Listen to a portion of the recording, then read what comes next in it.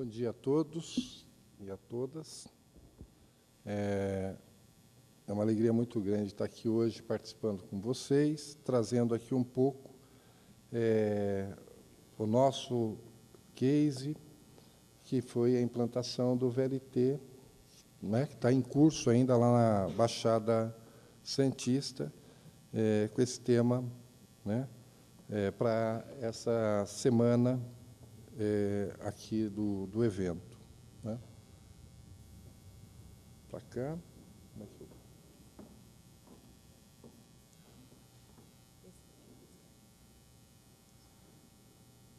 Não vai.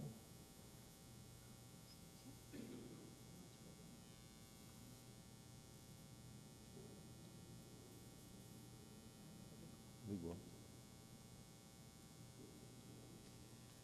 Ótimo. Aqui só um dado que eu gosto muito aqui, a minha formação é na área de humanas, e tentar entender o que a gente está fazendo dentro de um contexto temporal um pouco maior. Eu diria para os senhores que esse aqui é um dos principais investimentos do governo do Estado de São Paulo, né? Dos últimos 150 anos, esse investimento está se dando lá na Baixada. Não é novo, porque quando a gente olha lá para o início, né, há 147 anos atrás, a gente já tinha lá o bonde naquela região. Né?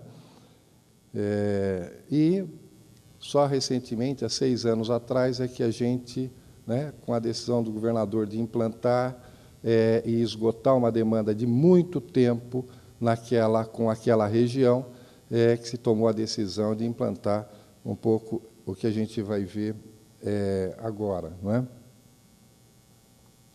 Investimentos realizados, a gente tem aí praticamente 8 contratos já realizados, dá cerca de 1,1 bi até o presente momento, o trecho principal, não é?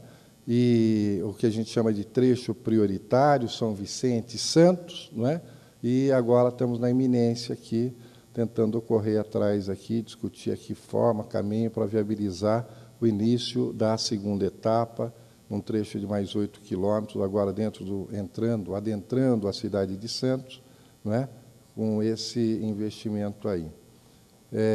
Quando a gente olha para esse projeto, tem aqui uma espécie de linha de tempo, também, mostrando um pouco aqui o que aconteceu aí da decisão. O projeto hoje ele está com 65 meses, foram 44 meses de execução só de obra, né? Ou 39 meses a partir da palavra, né, do anúncio público para iniciar a operação, e, né, a gente já está atendendo aí hoje 23 mil passageiros por dia, né, com esse novo modal. Né? Eu brinquei aqui, eu não sabia se colocava ou não uma foto de pátio, mas eu falei, eu encontro majoritariamente para... Né, tem muito metroviário, não é, eu aprendi aqui nesse tempo aqui me relacionando, o metroviário gosta muito de pátio. Né? Então, eu falei, vou deixar uma foto aqui do pátio. Esse é o nosso pátio lá do VLT, com esses equipamentos aí, reservatório, máquina de lavar trem, a oficina de manutenção, a área de estacionamento, torno-rodeiro, depósito de inflamáveis, subestações, o edifício administrativo, o CCO, né? Isso tudo já funcionando, operando, e aqui a gente já tem ali os 22 veículos, né, desse projeto necessário para essa fase que está em operação e para essa fase nova que vai estar começando. Aqui são fotos aqui da Estação Conselheiro, né? Nós vamos falar aqui dessa área. Aqui, Estação Ana Costa, região de Bernardino de Campos, Nossa Senhora das Graças, já lá em São Vicente, né? A região do Emerique, né? A travessia depois da rodovia lá, e lá em cima a ponte da Tribuna, que seria a fase 3, né? Saindo aqui da área para ir para a área continental, né, que é a região, que seria a fase 3 desse projeto, que ligar, né, a nossa última estação aqui, que é Barreiros, até Samaritá, né? Eu recolhi aqui, o nosso pessoal, alguns materiais que vocês já conhecem, já estão publicados. A ANP Trilhos sempre tem um caderninho específico sobre isso, né? Mostrando aqui esse equipamento como um instrumento de gestão urbana, né? A facilidade com que ele interage com a cidade, né, de várias maneiras. Em particular, os arquitetos aí, urbanistas gostam muito e conseguem tirar muitas vantagens quando você tem a decisão de se implantar, ou ainda na fase de projeto, um sistema dessa natureza, né? Porque ele traz aqui um conjunto de predicados, que são, né, tudo de bom, né, para a região que está recebendo, né? E na fase 2, que é a fase que vai estar entrando, aqui também a gente já viu um pouco isso, a capacidade que ele tem de se recuperar áreas que estavam degradadas, estavam, não é, abandonadas, e com esse investimento você começa a recuperar gradativamente isso. E ele desperta, tem pesquisas agora durante a fase da obra, a expectativa da população da cidade e do entorno eram muito positiva, não é? No que ia representar aquele investimento para aquela comunidade, né? Para a melhoria ambiental, para as oportunidades todas que acabam acontecendo ali no entorno. Já é comum você encontrar folhetos, principalmente do setor imobiliário, vendendo, né, vendendo lá ofertando os seus imóveis com, olha, com a informação de que tem VLT ali na porta ou ali na quadra de trás, né, por exemplo. Do ponto de vista aqui ambiental e econômico, né, também penso ser necessário estar mostrando tudo isso aqui para os senhores, né? A gente sabe que ele transporta mais pessoas, é mais barato. Quando se olha aí para o custo por quilômetro, o custo por quilômetro passageiro ao longo do tempo, o baixo nível de poluição, o menor custo total ao longo da vida, né? E a capacidade que ele tem de ajudar lá a cidade, né? Aqui são apenas mostrando aqui a capacidade dele. Ele tem aqui um equipamento desse aqui, no nosso caso, ele transporta aí o equivalente a 5 ônibus, 2,3 BRTs, né? Ou é capaz de tirar até 300 carros da rua. Também a baixa emissão de poluentes, quando comparado com os outros modos, né, ele é bastante vantajoso. A valorização imobiliária, usando aqui esses dados, de novo, essa fonte é da ANP Trilhos, né, um material, mostrando aqui algumas experiências, né, se consegue captar com, a gente chama aqui de valorização ali do entorno, da terra, e aí a gente tem uma foto do nosso sistema lá da Baixada. O objetivo do projeto era, né, muito antigo, não é novo, tem pelo menos uns 10, 15 anos que a região, desde quando se desativou um serviço que tinha ali na região, o antigo TIM, da FEPAS, um trem intrametropolitano, se levantou, na época, a possibilidade de usar essa faixa, depois de várias discussões, a possibilidade de se reorganizar e se aproveitar essa faixa de domínio para implantar um sistema dessa natureza. O pessoal lá não esqueceu, manteve essa bandeira durante muito tempo, estava quase que impossível não fazer ou pisar na Baixada Santista para falar em mobilidade, né, projetos de mobilidade, se não enfrentasse esse assunto, né, que era o grande desejo lá da região, né? E isso foi feito, né? Aqui está a demanda em infraestrutura, a parte verde é a que está implantada, é o que a gente chama de trecho prioritário. A fase 2, o trecho 2 é ali a região de Conselheiro até o Valongo, é a fase 2, e a fase 3 é esse trecho que sai ali de Esplanada dos Barreiros e vai até a região de Samaritá. Então, olhando aqui um pouco, né, para o sistema, a fase que está implantada, no trecho implantado a gente tem 15 estações, né, implantado, todas elas já com sistemas, né, terminando aqui a implantação do sistema de porta-plataforma. Esse trecho que a gente usou, que implantou, aqui tem algumas fotos, ilustração do que a gente tinha à época, não é? A gente tinha um trem intrametropolitano saindo lá da região de Samaritá, 16 quilômetros, né, e que ia até a região de Anacosta, ali em Santos. Era uma via singela, né, e a gente tomou aqui no início do projeto a ocupação e recuperação dessa faixa aí, né?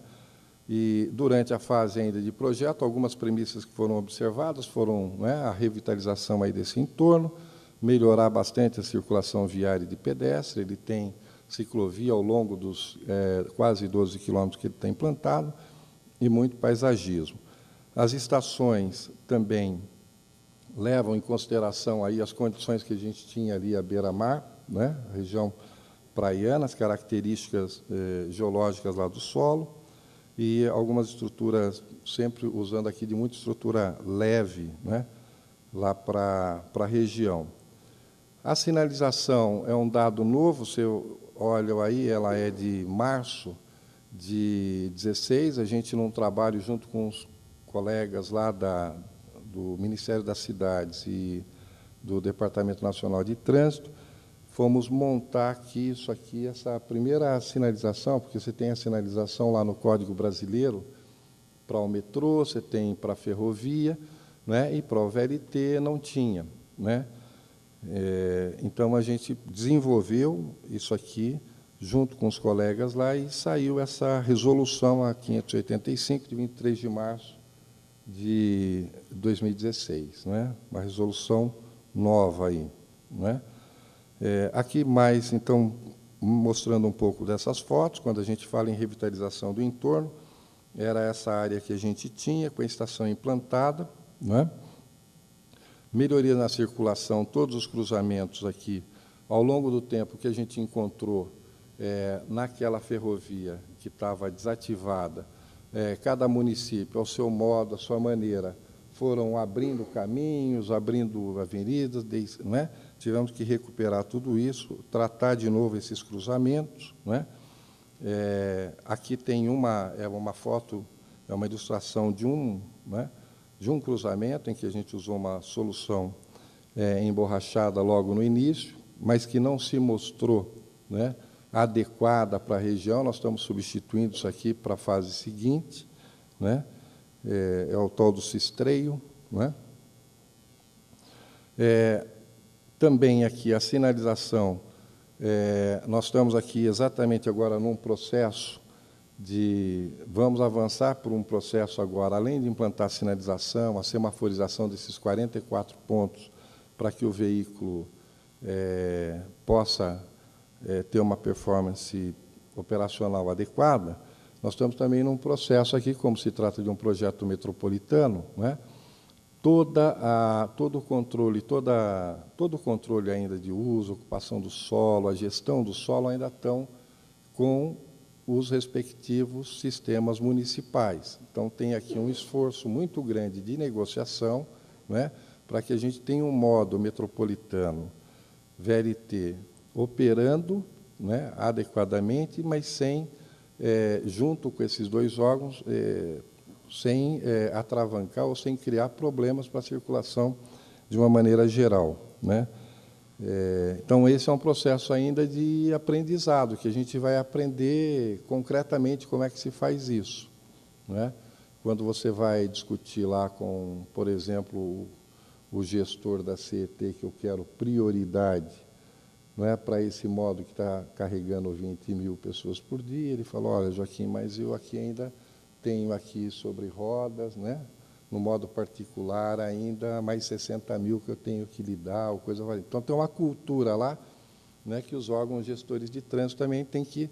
ele cuida da circulação como um todo e tem uma negociação que é permanente, tá certo? Que é é a introdução desse modo novo, ainda que com esse sistema. Então, a gente vai ter que evoluir com isso aqui. Ampliação e modernização das obras de arte, isso aí é o viaduto do Emeric. O que a gente tinha era uma espécie de Cracolândia lá de São Vicente, essa área está a 600 metros da prefeitura, né? E foi totalmente recuperada e, né, ficou muito bonito. Aqui é um outro lugar aqui, é o túnel do Zé Menino, tem aí essas fotos. O que a gente fez foi alargar esse túnel, era via singela, para que o VLT entrasse. Essa área estava fechada. Quando ela foi aberta, também passamos ali. Tem um outro problema agora, que aqui é a Cracolândia de Santos. Estamos lidando com isso, junto com os órgãos lá de segurança, para tentar ver, de segurança e de saúde, de assistência social, como é que acomoda e tira, né, esse pessoal daqui de dentro. Já melhorou bastante, não é, mas virou um ponto, saíram dos canais e vieram para os túneis, e, né, é um problema para a gente lidar. As estações, aqui tem, né, apenas uma ilustração, mostrando aí a preocupação com a acessibilidade, a sinalização, né, os guarda-reios. Aqui uma estação já fechada, com porta-plataforma, a gente tem 7. São 7 estações já implantadas em teste, estão começando a implantação agora em mais 3, e devem estar chegando mais as últimas 5, em janeiro de 2018, as 15 devem estar funcionando, né? Aí uma outra, a questão da iluminação do entorno, né, com a segurança. E aqui um pouco a fase 2. O trecho da fase 2, ela tem mais 8, são 14 estações previstas, né? E aqui, nessa discussão, nessa primeira fase que a gente terminou, praticamente não tinha segredo, porque você tinha uma faixa ali, a não ser, quando entra na cidade de Santos, a partir do Canal 1, é que a gente saiu do leito da ferrovia, da antiga faixa de domínio, e foi para o canteiro central para acomodar e tratar melhor ali a circulação. Nessa fase 2 aqui, que a gente está subindo para o Valongo, aqui são 8 quilômetros, mas são via singela, né? E compartilhando o uso do sistema viário, como a gente vê lá. E o projeto, aqui está previsto, aqui são 14 pontos aqui de desapropriação. Basicamente, essas áreas é mínima para o trecho, para a extensão, é apenas para acomodar raio de curvatura e para acomodar 2 subestações necessárias para essa segunda fase, né? Nessa área, a gente tem a grande concentração de serviços, de atividade, como saúde, né? Muitas universidades, escolas, o serviço, um terminal, e também é uma área muito importante da cidade, porque está nessa área aqui, está todo o centro histórico lá da cidade de Santos, né? E a gente vai ter agora, nessa fase aqui da obra, e uma vez implantado, que conviver e compartilhar o uso aqui com os veículos, com a cidade que estão lá, né? Aqui no caso, a Praça dos Andrades, mostrando aqui que a gente tem já esse processo que já está licenciado, junto ao Condefat e tal, foi a solução, é uma área tombada, né? E que a gente adotou aí todos os cuidados, agora nessa fase do projeto, para o licenciamento. Aquilo que eu estava dizendo, né? Nessa fase a gente tem aí, além do Museu Pelé, educação, saúde, o turismo, a cultura, serviço, e muitos equipamentos institucionais estão aí, né? Elas estão integradas aí à paisagem, diferente do VLT do Rio de Janeiro. As nossas estações são fechadas, foi uma pergunta que saiu lá na época da audiência pública. Por que as estações de vocês são fechadas, né? São fechadas porque aqui o risco da demanda é do concessionário.